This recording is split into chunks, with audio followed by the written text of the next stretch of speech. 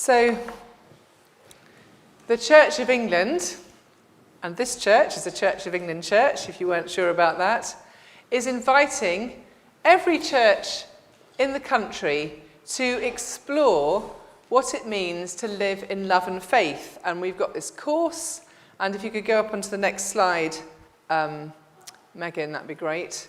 And it's an invitation from the bishops of the Church of England to use the resources that are in this booklet and on a website to learn together about how the Christian understanding of God relates to questions of identity, sexuality, relationships and marriage. So if you could go back to the first slide, that'd be great. So around us, we see changing understanding of human identity, changing patterns in relationships and families, and changing attitudes towards sexual orientation and activity. So living in love and faith, it's how we're called to be as Christian people, isn't it? It's a bit of a no-brainer, I think. Of course, we're supposed to live in love and faith. But in our human frailty, we often seem to make it a lot more difficult than it ought to be. In fact, we often make it very difficult and complicated, and different wings or parts of the church hold on to different understandings of what is okay or not okay, what is allowed and what is not allowed. And we've ended up with profound disagreement in the church on our understanding of some of these issues around gender identity, sexuality, and relationships. Somehow it seems that some people want to limit the expanse of God's love and what it means to live in love and faith. So as we start this journey of thinking about living in love and faith in the bigger picture and in the context of this course, we're all invited to think more deeply about what it means to be human and how each of us is called to live in love and faith. And we're invited on a journey together, all of us, where we'll learn about the Christian teaching around identity, sexuality, relationships and marriage. That means looking at the tradition of the church, it means looking at biblical teaching, it means hearing one another's stories. There are lots of ways in which we can learn together. Now, these issues affect each of us deeply. We're all created in the image of God and equally precious in his sight. We'll be exploring all of this in a lot more depth than I can address in a short sermon on a Sunday, well, shortish anyway, at the beginning of next year in January. And we'll be doing that in our existing Connect groups, and a lot of you are already in Connect groups which meet weekly to discuss and pray and give support and fellowship to one another. And we'll also be setting up at least one extra group, probably on a late Sunday afternoon or evening. I want to reassure you that we think it's really important that these groups are very safe places to discuss these issues which affect us deeply as we seek to learn together and to be really honest with one another. In particular, we're really going to try and make sure these groups, COVID allowing, to meet in real life, because it's difficult to talk about these issues over Zoom. So please keep your eyes out for that invitation to be part of either your own Connect Groups course or the extra one that we're going to be putting on. In our gospel reading today, Jesus tells us a parable which opens our eyes to the radical love of God. In response to the question, who is our neighbour, Jesus confronts us with a story which challenges our understanding. For the neighbour in the story isn't a person who looks like us, thinks like us, believes what we believe, or even agrees with us. The neighbour in the story, the person who stops and helps the victim of this roadside assault, is from a totally different background. A person who the victim and his community would usually avoid at all costs. The parable of the Good Samaritan tells us the story of the radical, inclusive love of God. It challenges us to be open to those who are different from us in every way. So how does this parable speak to us as we explore what it means to live in love and faith? Now, I've been married to Tim for 34 years, and we have 4 sons. He seems to think I've been happily married to him for 34 years from a text he sent me this morning. Obviously we have. This fits in with what has traditionally been thought of as the norm in the framework of Christian morality. Even, dare I say it, to the extent that a lot of vicars seem to have 4 children. Goodness knows why, some sort of biological growth of the gospel. I have experienced and lived one very particular story of living in love and faith. So I love the way that in this church family there's such an amazing diversity and richness of people. Some in close relationships, some single, families of all shapes and sizes. All our stories are different, and it's by listening carefully to the stories of others that we learn together and grow in our understanding of the huge expanse of God's radical love. As part of the Living in Love and Faith course, we'll all be invited to listen to one another, to tell our stories of what it means for each of us to live in love and faith.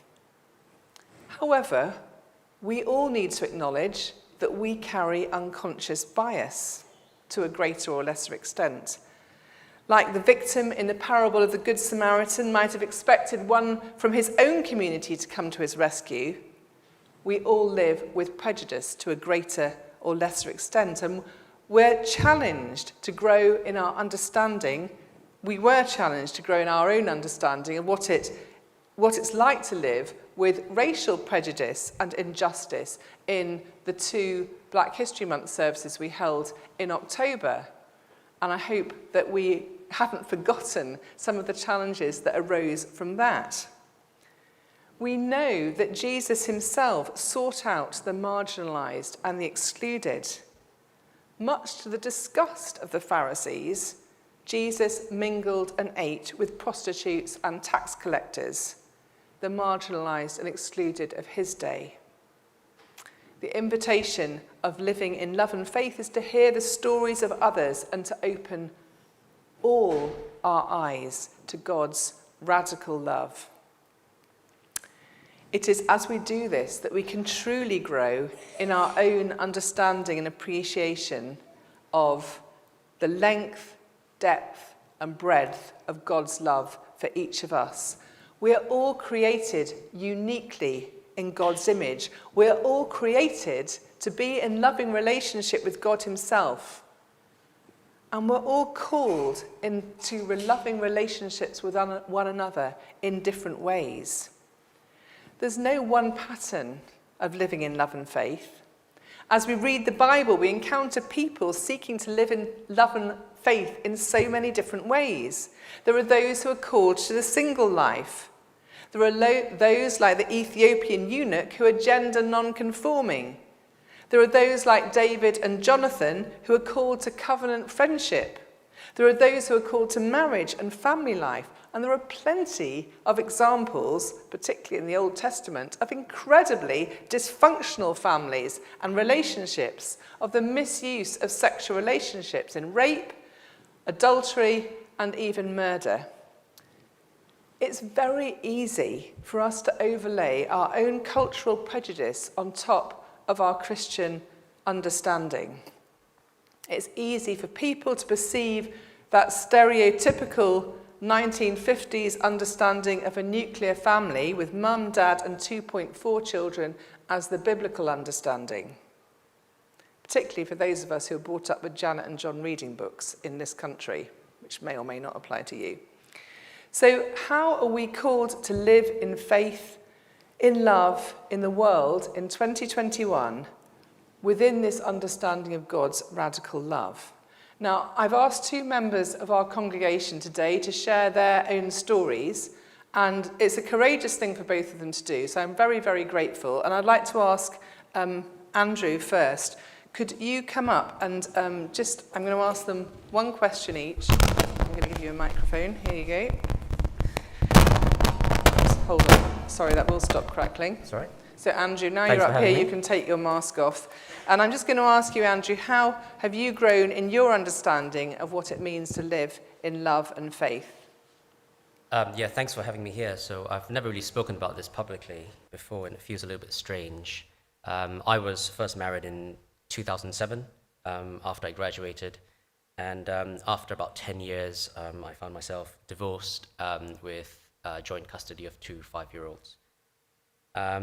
Being from a rather conservative, right-wing Bible Presbyterian church, I found it really difficult to discuss things. Surprisingly, my parents were quite supportive at the time, but the hardest bit was really being able to speak to people close to me, friends, family, and more importantly, my church support.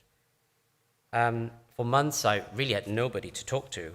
And I just had to rely on pretty much myself, or I felt like to rely on myself. Both work and gym at the time were my drugs, essentially, which provided me my escape. Sadly, it was actually the church that made me feel most unwanted. And I remember one conversation I had when I was told, face to face, this was before the time of Zoom, not to turn up to church anymore. And for a long time, I really didn't want to be loved by God or to be a Christian. I figured if eternity was going to be with the same people who had ignored and ostracized me during my moment of need, I'd rather take my chances with the other side. Looking back, they were pretty dark times, although probably looking in from the outside, you'd never guess. And if I'm honest, there was probably a little bit of self-pity that drove some of my actions and how I felt. I did try to start a new relationship, and in fact I did, but starting a relationship as a single dad who's divorced is never easy. It still isn't. A family put down together like a jigsaw doesn't always look or feel like one that's organically grown. And yet, throughout all this, I never really doubted God's love or his purpose for me, and it sounds really cliched, but as much as I really tried to run away to the other side, I couldn't. And deep down, I always knew I'd return, and that I could always return. I learned a lot during this time about what love really was. I think when we are very young, the world is easily seen in black and white, and I think when we get older, the world and the people that inhabit it are not so monochrome. Things are not quite left and right, right and wrong. And I learned that. And returning to church, in fact, this particular church, as it turned out, changed my outlook on people, love, and relationships. I feel like I have been or tried to be on the other side, running away from God, but now I've experienced that awesome strength of God that wouldn't let me go. I think we sang a little bit earlier about the untamable side of God, and that's how I really felt about it, that I just couldn't resist it.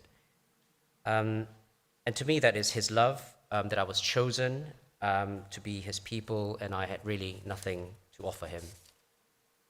And now I also understand that the love of God also extends to people who deserve or want a second chance, and those whom I don't always understand. After all, I think, as I said, people and the relationships of this world are far more complicated than through a child's eyes.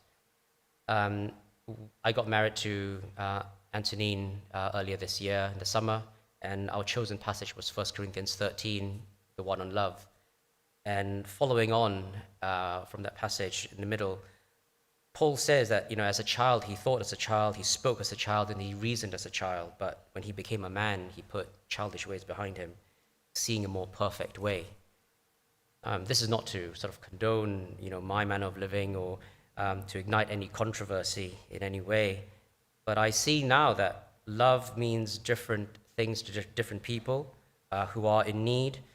And having myself been given a second chance, I know that many who are, or sadly who will be going through what I've gone through, will also need that same compassion of love that the church can be seen to provide, and that provides as a real visible reminder of that awesome strength of God and how much he loves us.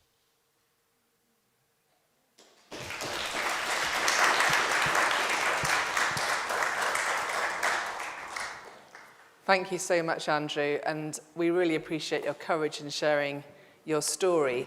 And I'm really delighted to say that Andrew and Antonine's daughter, Sophie, is going to be baptised next Sunday. So we'll all be able to pray for the family, and Philip and Louise and Sophie are all here in our children's groups today. So it's wonderful to have a blended family as part of our church family here.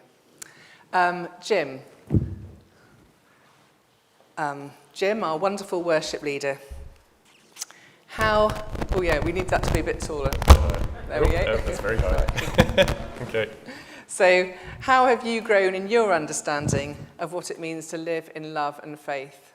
Yeah, well, thank you, Andrew, because actually it's really interesting, even though I'm going to be talking about a very different story in some ways. There are so many kind of lines that you could draw between the two. So yeah, that's also thank you that you had notes, because I was worried I was going to look a bit daft kind of reading like this. But yeah, so I mean, for me, learning to for living in love and faith, it's been a journey of kind of accepting who I am as a person, and learning to accept that God loves and accepts me, and also a lot to learning that God loves me in spite of what the church has shown me at times, particularly when I was a young adult.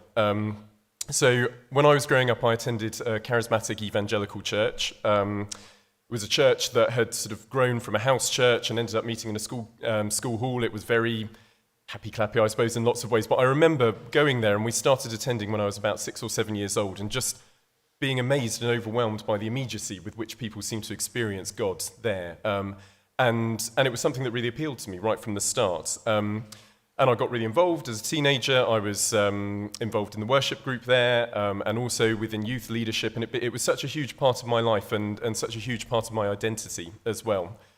But also at the same time, when I was a teenager, I was starting to figure out and realize that I was gay at the same time.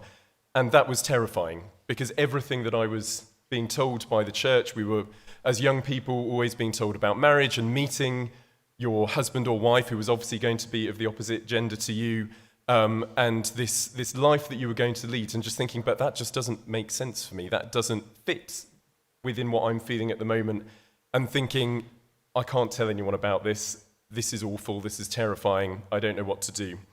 And I just couldn't see any way that I could reconcile these two very large parts of my life. And I just hoped it would go away. And I prayed, and it didn't. And it was going to university that was really where things started to change. And there were lots of ways, when I look back and I kind of think, well, maybe it would have just been easier to walk away from my faith and just kind of leave that and find people who accepted me for who I was. But somehow there's just something, I think, in my DNA, somehow that I'm pre-programmed, that I need that spiritual part of my life. And I just couldn't leave one and not have the other, or either way around. But it was actually when I was at university that I started talking to the chaplain of the college that I was at. And he was the first Christian who showed me that there were a different way of looking at things. And we spent a lot of time talking, and he engaged with me in a really non-judgmental way. He was the first Christian who I'd spoken to who wasn't sort of pushing a particular agenda, and he helped me to start to explore how these two sides of me could actually come together and could be reconciled. And it was really through him that I felt confident coming out to my friends at university, and eventually to my family, and as a result of that, my church back home that I'd been attending found out about this as well. And I was given an ultimatum by the church. And I remember this conversation, it's quite horrible thinking about it now, with the pastor of the church, who essentially said to me it was fine as long as I remained single. If I was in a relationship, I'd have to leave the church. And when I look back on this now, and I think about it, essentially what he was saying to me, it was fine for as long as I was not visible in any way. And I think this is the thing to again, as I sort of re-engage with this now, people of different sexualities have always been in the church. But it's been okay as long as we've had to hide in the shadows. when I look at the Bible and we look at, and again, I'm thinking of a passage that Paul wrote as well, where we look at freedom in Christ, that's not freedom for me. That's having to be someone that I'm not. And so as a result, when I was at university, the only Christian denomination at the time that I knew about where it was okay for me to be both gay and a Christian was the Quakers. And so I ended up going along to a Quaker meeting when I was at university, and then when I returned back to London after that, I kept going. And that was really where I started to be able to kind of explore my faith in the context of my sexuality as well, and was able to kind of really deal with these two different parts of my identity. And actually, and this is something I think as we look at the Anglican Church now, that I really, really hope for the Anglican Church. So in 2009, Quakers had their annual meeting, and as part of a process of spiritual discernment, they felt led by the Holy Spirit to make the following statement. And they said, "We're being led to treat same-sex committed relationships in the same way as opposite-sex marriages, reaffirming our central insight that marriage is the Lord's work and we are but witnesses." And this was before, quite a long time before equal marriage had been established in law in the UK. And they said the question of legal recognition by the state is secondary. And that was part of a real process over many, many years that they had come to go. You can look all the way back to 1669 when they just started as a religious movement, when their founder George Fox said this. He said, "For the right joining in marriage is the work of the Lord only and not the priests or magistrates. It's God's ordinance," and this is gendered language, but in the context of 1669, "and not man's. And therefore friends cannot consent that they should join them together, for we marry none. It is the Lord's work and we are but witnesses." And as I say, it's my hope that one day the Anglican Church might be able to similarly come together and in a corporate way make a similar statement about what marriage means. And so that was my faith community for many, many years. And then I was living in North London at the time. We moved to Greenwich, myself and my partner. And it was at this point where I kind of thought, actually, I want to start exploring my faith again in a more kind of conventional Christian community. I'd heard about something called Inclusive Church. I don't really know where from, if I'm honest. But I thought, well, I'll have a little look online and see whether there are any churches in the area that are affiliated to that group. And that was where I came across Christ Church. And that's really kind of been, in some ways, the most recent chapter of my spiritual journey. This is the other thing I think as a gay person, when you are in any group of people, one of the first things you're thinking about is, am I going to be safe here? Either, in some situations it is because of physical violence that you might experience, but also in terms of not having to defend who I am and not having to justify my existence. And that's something actually that has just been wonderful about being here at Christ Church. And I think back to my first meeting after I started coming, I ended up having a drink with Margaret and to talk about kind of how Christ Church works. And I just remember one of the first things that Margaret said to me was that she apologised on behalf of the church for the pain that I'd experienced at the hands of the church. And that was just such a wonderful kind of freeing thing to hear at the time. And so as a result of that, I kind of feel that I've come to the full circle in my journey. I'm now part of the worship group again, which is just wonderful, and being able to express my faith, my love for God through song is just such a wonderful thing. I feel that I've also, now that I've come back in a more kind of conventional Christian denomination, I've been able to kind of reinterpret my own understanding of the Bible and how I feel that I can see it as a whole and not kind of zoom in on those, what we call those clobber passages, which have been used to really kind of subjugate gay people within the church. I've also found a community now, I feel, that means that I don't have to hide in the shadows. I can be who I am, and it's a really wonderful thing. But the thing that I think is a shame is that this is not standard across all churches, and I really hope that we as a community can actually stand up and start to show how this can work to other churches and show them the love and acceptance that I feel that I've found here. And the one final thing that I wanted to share with you from my Connect group will know that I can never get through anything without quoting from Quaker writings, but there we go, I'm being very on brand here. This is something that I think really kind of fits in. I was wondering about whether to share it, but I think in terms of what we've spoken about this morning, it seems to really align with the message. This is from a Quaker writing called Advices and Queries, which is essentially a kind of a set of questions that we can ask ourselves in order to help us explore our relationship with God. And it says, do you respect that of God in everyone, even though it may be expressed in unfamiliar ways or difficult to discern? Each of us has a particular experience of God, and each must find the way to be true to it.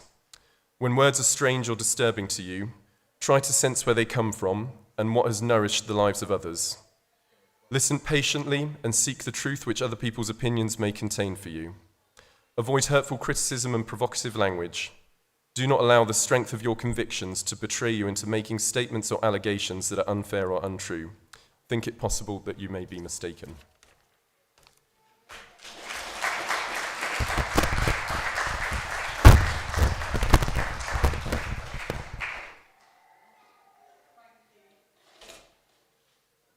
Thank you so much, Jim and Andrew, because I know how much courage it takes to stand up and share such a personal story, and we really appreciate it. And I ask that you all hold and continue to pray for Andrew and Jim and for many others who have got their stories to tell. So as we look towards taking this further at the beginning of next year, it's an invitation to take time to listen and learn together, to grow in each of our understandings of what it means to live in love and faith, and to pray together, as we heard in our reading from Ephesians, that we may have the power to comprehend what is the breadth and length and height and depth, and to know the love of Christ that surpasses knowledge, so that we may be filled with all the fullness of God.